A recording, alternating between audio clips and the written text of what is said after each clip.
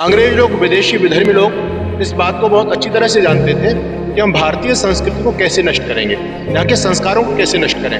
तो उन लोगों ने हमारे गुरुकुल शिक्षा पद्धति को नष्ट किया, क्योंकि आधुनिकता के बात बनने वाली नहीं है। तो हम पूरी की पूरी जो स्कूल में, जो अच्छे अच्छे स्कूलों में जो एजुकेशन दी जा रही है, वही एजुकेशन सिस्टम हमारे गुरुकुल में लागू।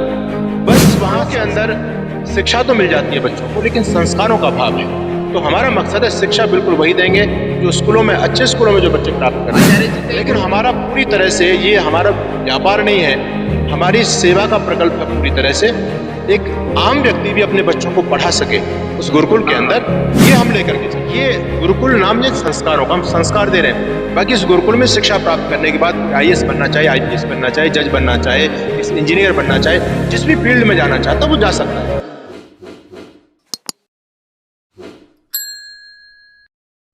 नमस्कार दोस्तों, स्वागत है आपका OCN न्यूज में और मैं आप सभी के साथ प्रशांत धीमान। दोस्तों, आज मेरे साथ बहुत ही खास शख्स मौजूद हैं जो आपके जीवन में नई ज्योति लाने का भी काम करेंगे। और ऐसे शख्स मौजूद हैं जो समाज में लगातार महर्षि दयानंद के विचारों द्वारा जागृति लाने का प्रयास लगातार कर रहे हैं और किस तरीके से समाज को जगाने का काम कर रहे हैं। हर जगह गुरुकुल खोल रहे हैं ताकि हमारे भारत के जो भविष्य हैं आने वाले, वो बहुत ही अच्छे बन पाए। इसी बारे में मैं आज बात करूंगा। सच्चिदानंद जी महाराज मेरे साथ मौजूद हैं, इनका परिचय भी मैं आपको दे देता हूं कि ज्ञान ज्योति गुरुकुलम से जयपुर से मेरे साथ है, रिवाला धाम, मलीपुरा तहसील, कोटपुतली जिला, जयपुर राजस्थान से आज मेरे साथ मौजूद है महाराज सच्चिदानंद जी। महाराज सच्चिदानंद जी, बहुत बहुत स्वागत है पहले तो आपका। जी धन्यवाद प्रशांत जी, आपके लिए बहुत बहुत शुभकामनाएं और आपके चैनल के लिए, ओशियन चैनल के लिए भी मैं बहुत शुभकामनाएं प्रेषित करता हूँ। जी जी महाराज जी, ऐसा क्या हुआ कि गुरुकुल जो है उन्हें खोलने की आवश्यकताएं पड़ गई? क्या जरूरत पड़ी ऐसी आपको लगा समाज में, आज के समाज में जरूरतें हैं? देखो, जो आज का शिक्षा का माध्यम बना हुआ है, वो शिक्षा निश्चित रूप से हमारे युवाओं को एक पतन की तरफ लेकर के जा रही है। इसमें शिक्षा का दोष नहीं है, शिक्षा के साथ जो संस्कार दिए जा रहे हैं वो संस्कार उपयुक्त नहीं है। एक समय था जब हमारे देश में शिक्षा संस्कार युक्त हुआ करती थी और यहाँ कहते थे साक्षरा विपरीताश्चित राक्षसा भवन्ति। अगर शिक्षा के साथ हम बच्चों को संस्कार नहीं देंगे तो फिर बच्चा शिक्षित होने के बाद में वो राक्षस का काम करने लग जाते हैं। आज देख रहे हैं जो बड़े बड़े घोटाले हो रहे हैं, पतन हो रहा है समाज का, ये कोई अनपढ़ व्यक्ति नहीं कर रहे, ये पढ़े लिखे लोग ज्यादा कर रहे हैं इन चीजों को। तो कहीं ना कहीं शिक्षा में संस्कारों का अभाव रहा है। अंग्रेज लोग, विदेशी विधर्मी लोग इस बात को बहुत अच्छी तरह से जानते थे कि हम भारतीय संस्कृति को कैसे नष्ट करेंगे, यहाँ के संस्कारों को कैसे नष्ट करें। तो उन लोगों ने हमारे गुरुकुल शिक्षा पद्धति को नष्ट किया, क्योंकि संस्कार मिलते हैं गुरुकुलों से, संस्कृति बचती है गुरुकुलों से। तो आज यदि हम अपनी सनातन संस्कृति को बचाना चाहते हैं, अपने बच्चों में संस्कार देना चाहते हैं, तो हमको वास्तव में उसी पुरानी पद्धति की तरफ लौटना पड़ेगा जो हमारी प्राचीन भारत में गुरुकुल शिक्षा पद्धति थी। गुरुकुल शिक्षा पद्धति थी, लेकिन आपकी तरह महाराज जी और भी जो लोग हैं वो भी काम कर रहे हैं गुरुकुल को खोलने का लगातार, लेकिन बच्चे जाना नहीं चाहते गुरुकुल में। क्या समस्या है उसमें? ये भी आपका जो प्रश्न है बिल्कुल वाजिब है और हमको समय के अनुसार गुरुकुलों में परिवर्तन करना पड़ेगा। प्राचीन समय में एक स्थिति अलग थी, जब लोगों में एक भाव होता था संस्कृति के लिए जीने का, और हमारे गृहस्थों के अंदर भी ये परंपरा थी कि एक बच्चे को कोई साधु बनाता था, मंदिर में चढ़ा दिया करते थे। लेकिन अब हम देखते हैं कि हिंदू समाज के पास एक ही बच्चा है, तो उस बच्चे को वो संस्कृत नहीं पढ़ाना चाहते। लोग कहते हैं संस्कृत में कैरियर नहीं है, जैसा उनकी सोच है। वो लोग ये तो चाहते हैं कि हमारा बच्चा आधुनिक विषयों को पढ़े और उसको संस्कार भारतीय मिले, वेदों की उसको जानकारी हो, उसकी दिनचर्या बहुत अच्छी हो, मातृ पितृ भक्त बने, देशभक्त बने। तो ऐसी संस्था की लोगों को आवश्यकता है। तो जो पुराने ढर्रे से भी जो भी गुरुकुल कुछ चल रहे हैं, तो वहाँ कहीं ना कहीं उन व्यवस्थाओं को लेकर के माता पिता संतुष्ट नहीं है, या वो शिक्षा पद्धति को, पैटर्न को लेकर के संतुष्ट नहीं है। तो आज जो गुरुकुलों की आवश्यकता है वो प्रासंगिकता को देखते हुए, समय की जो मांग है उसमें समय की मांग के अनुसार हमको गुरुकुलों में भी चेंजिंग करने पड़ेंगे, तभी जाकर के व्यक्ति गुरुकुल की तरफ आकर्षित होगा।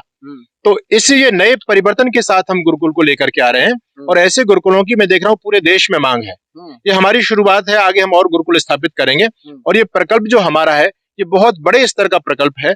ये लगभग हम चाहते हैं कि 5000 विद्यार्थियों की कैपेसिटी का हम गुरुकुल बना रहे हैं। तो इसकी शुरुआत हम 10 अप्रैल से कर रहे हैं, रामनवमी, भगवान राम का जन्मदिन है, उस दिन से कर रहे हैं। और ये गुरुकुल योग ऋषि स्वामी रामदेव जी महाराज जी के द्वारा आधारशिला रखवाई गई थी पिछले साल। अनेक केंद्रीय मंत्री थे, अनेक सांसद और विधायक थे, परम पूज्य महानगो भक्त गुरुदेव स्वामी गणेशानंद जी के महाराज के पावन सानिध्य में ये पूरा की पूरा प्रकल्प हमारा लोक कल्याण सेवा संस्थान वो बहुत सारे सामाजिक कार्यों में लगा हुआ है।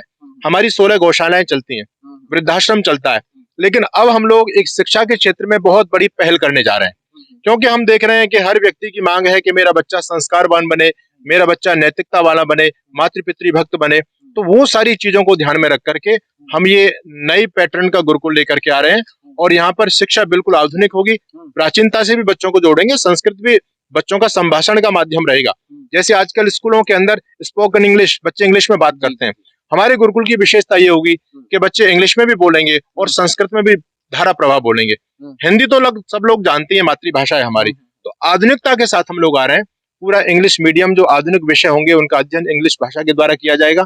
दिनचर्या पूरी वैदिक होगी, जैसे गुरुकुलम हुआ करती थी, सुबह उठना, योग करना, यज्ञ करना, संध्या करना, मेडिटेशन करना, और पूरी उनके जो है ना विशुद्ध शाकाहार और जो संतुलित आहार जो बच्चों को दिया जाना चाहिए, उस प्रकार की सारी व्यवस्थाएं बहुत उत्तम क्वालिटी की वहां पर रहेंगी। उत्तम क्वालिटी की होंगी, लेकिन कहीं ना कहीं ये माना जाए अगर आध्यात्मिकता को या गुरुकुल में बच्चों को पढ़ाना है तो आधुनिकता के साथ उन्हें जोड़ना पड़ेगा, क्योंकि कहीं ना कहीं बच्चे इसी से दूर भागते हैं। बिल्कुल बिल्कुल, ये तो मैं आपसे बोल ही रहा हूँ, क्यों बिना आधुनिकता के बात बनने वाली नहीं है।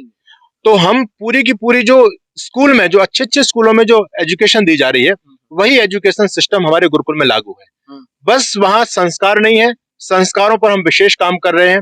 एक बच्चे की दिनचर्या, उसका भविष्य अच्छा बने, उसका स्वास्थ्य अच्छा बने और देशभक्त बने, है ना, क्योंकि बहुत सारी विचारधाराएं हमारे देश को तोड़ने वाली चल रही हैं। तो स्कूलों के अंदर शिक्षा तो मिल जाती है बच्चों को, लेकिन संस्कारों का अभाव है। तो हमारा मकसद है शिक्षा बिल्कुल वही देंगे जो स्कूलों में, अच्छे स्कूलों में जो बच्चे प्राप्त कर रहे हैं। आचार्य जी, कई गुरुकुल की बातें सामने आती हैं। अगर रामदेव जी के गुरुकुल की बात की जाए तो वो कहते हैं भाई 40 से 50 हजार रुपए पर ईयर वहां पे फीस है, या फिर शांति कुंज गुरुकुल है, शांति कुंज यूनिवर्सिटी है, उसकी बात की जाए वहां भी 40 से 50 हजार फीस देखी जा रही है। क्या कहना है आपका कि अध्यात्म में भी और जो बड़े बड़े आचार्य हैं वो भी एक बिजनेस बना करके बैठे हैं इस चीज को?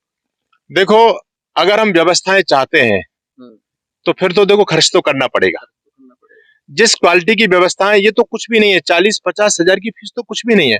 आप देखते हैं घर में भी हम सामान्य से स्कूल में बच्चे को पढ़ाते हैं तो उसके ट्रांसपोर्ट को लेकर के, उसकी फीस को लेकर के इतना घर पर भी खर्च हो जाता है।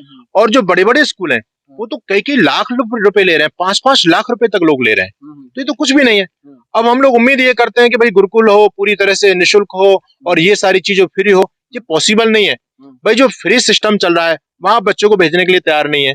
आप चाहते हैं कि आपका बच्चा पूरा बाबू बने, आधुनिक बने, सारी फैसिलिटीज उसको चाहिए, तो जैसी हम फैसिलिटीज चाहते हैं उसके अनुसार खर्च तो देखो करना ही पड़ेगा प्रशांत जी, इसमें कोई गलत नहीं है। लेकिन हमारा पूरी तरह से, ये हमारा व्यापार नहीं है, हमारी सेवा का प्रकल्प है पूरी तरह से। एक आम व्यक्ति भी अपने बच्चों को पढ़ा सके उस गुरुकुल के अंदर, ये हम लेकर के चल रहे हैं अपने। क्योंकि एक आम व्यक्ति की बात करें, अगर वो 40 से 50 हजार की फीस में स्कूल में नहीं पढ़ा सकता तो गुरुकुल में ही कैसे पढ़ा लेगा अपने बच्चों को? और ये देखा भी जाता है कि जो गुरुकुल फ्री वाले हैं उनमें व्यवस्थाएं नहीं है। हाँ, हालांकि आज से 40-50 हजार वाली फीस वाले गुरुकुल तो बहुत कम है, अब तो लाखों में बात पहुंच गई है, 2-2 लाख पर बात पहुंच गई है। 40-50 हजार तो एक सामान्य सी फीस है और वो तो लोग पे कर देते हैं। लोग यही कहते हैं जी इतनी नहीं दे सकते, इतना तो हम दे सकते हैं। तो उन सारी चीजों को ध्यान में रखते हुए एक बेहतर से बेहतर व्यवस्था देने का हम लोगों ने एक संकल्प लिया है। उत्कृष्ट व्यवस्था, उत्तम संस्कार और बिल्कुल आधुनिक शिक्षा बच्चों को मिले, और वो वैदिक परिवेश, बच्चों की दिनचर्या वेद मंत्रों से प्रारंभ होनी चाहिए। संध्या करें, बच्चे यज्ञ करें, तो ये सब कुछ हमको लगी, ये वर्तमान की मांग है। और उसको लेकर के मैं देखता हूँ समाज के लोग भी इसकी बहुत प्रशंसा कर रहे हैं कि ऐसी गुरुकुलों की समाज को बहुत आवश्यकता है। आज का युवा जो है उसे गुरुकुल की ओर कैसे खींचा जाए? आप देखेंगे उसे एमबीए करने के लिए कह दीजिए, बीकॉम करने के लिए कह दीजिए, वो एकदम एडमिशन ले लेगा। लेकिन उसे आप संस्कृत में पढ़ने को कहें या फिर व्याकरण शास्त्र पढ़ने को कहें, वेद पढ़ने को कहें गुरुकुल में, और गुरुकुल के नाम से डरता है, घबराता है जाने से। हाँ, वो ये समझता है कि गुरुकुल में पढ़ेंगे तो हम बाबा बन जाएंगे। हम संस्कृत पढ़ेंगे, हमको बाबा बनना पड़ेगा, फिर जो संसार हम कैसे बसा पाएंगे। ऐसा नहीं है। वो एक समय की मांग थी उस समय, आज भी उस पैटर्न के बहुत सारे गुरुकुल चल रहे हैं। लेकिन अब क्या है, लोगों का रुझान उधर बहुत कम हो गया है, तो हम एक आधुनिकता लेकर के आ रहे हैं। ये गुरुकुल नाम, ये संस्कारों का हम संस्कार दे रहे हैं।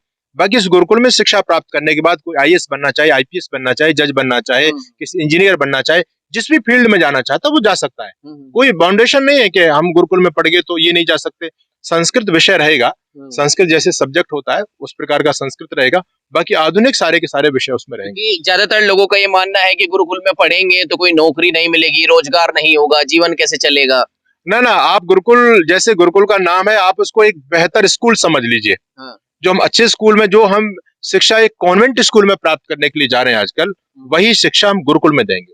वही शिक्षा देंगे, बस संस्कार हमारे अपने रहेंगे। कहाँ तक के बच्चे पढ़ेंगे आपके गुरुकुल में, कहाँ तक के पढ़ रहे हैं और कौन कौन सी संस्थाएं चल रही हैं? अभी तो हम जो है इसको कक्षा 5वीं से शुरू कर रहे हैं और 5वीं से 9वीं तक के बच्चों को हम ले रहे हैं और आगे आगे जैसे जैसे, क्योंकि ये तो प्रारंभ है इसका, धीरे धीरे हम इंटर तक भी लेकर के जाएंगे, है ना, 12th तक, और उसके बाद फिर जो भी बच्चा करना चाहेगा अलग अलग विभागों में उसको हम विभक्त करेंगे।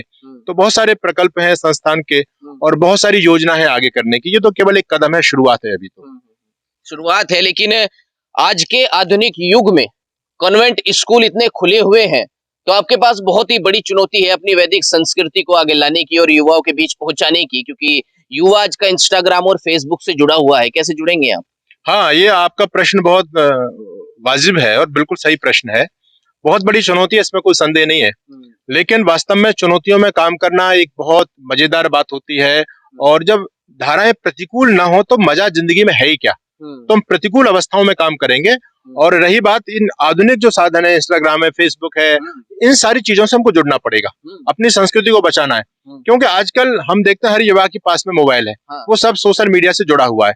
तो हमको अपने विचारों का संप्रेषण करना है, अपनी संस्कृति को बढ़ाना है, तो ये सारे आधुनिक चीजों को तो अपनाना ही पड़ेगा।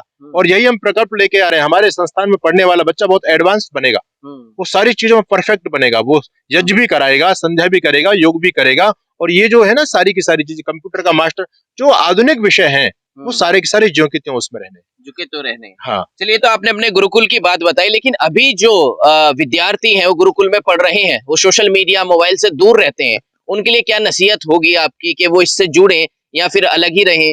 हाँ, मैं तो यही कहना चाहता हूँ, जो गुरुकुलों में बच्चे पढ़े हैं उनको थोड़ा सा ये भी ज्ञान अर्जित करना चाहिए, जिनको इन चीजों का जानकारी नहीं है, क्योंकि वर्तमान समय में ये चीज बहुत महत्वपूर्ण हो गई है। मैं भी देखता हूँ कि लगभग कुछ समय पहले मैं सोशल मीडिया से दूर रहता था, लेकिन जब से मैं सोशल मीडिया पर आया हूँ तब से बहुत सारे लोग मुझको, देश विदेश के लोग मिले हैं, जुड़े हैं लोग, और विचार मेरे पूरे देश में, विदेशों तक फैलते हैं, है ना। तो एक हमारा परिवार जो एक वहीं तक सीमित था, हमारा परिवार बढ़ता चला जा रहा है और फिर लोग इससे इतने ज्यादा प्रभावित हो रहे हैं। मैं जहां जाता हूँ लोग कहते हैं, महाराज जी हम आपको सुनते रहते हैं, आपने वो स्पीच दी थी, उस स्पीच को यहाँ पर भी रिपीट कीजिए। तो इसका बहुत बड़ा प्रभाव है। तो हम जो अपनी संस्कृति को बचाना चाहते हैं, उनको इन सारे संस्कृति को जो वर्तमान समय में जो प्रचार के माध्यम है, इन सबको अच्छी तरह से अपनाना चाहिए, तब हम आगे जाएंगे। कॉन्वेंट वालों ने अपनाए हुए हैं, क्रिश्चियन मिशनरियां जो इस देश में काम कर रही हैं, वो सब उन्होंने अपनाए हुए हैं। ये मदरसे छाप वाले लोग हैं, इन्होंने सबने अपनाया हुआ है। हम क्यों पीछे रह जाएंगे? हालांकि अब आप जैसे युवा हैं, उनमें क्रांति आ रही है, बहुत सारे युवा इस क्षेत्र में आ गए हैं, तो अब जो है ना धमाका होने लगा है। हमारे सनातनियों की तरफ से भी अब धमाका खूब हो रहा है, तो लोगों का रुझान इधर बन रहा है।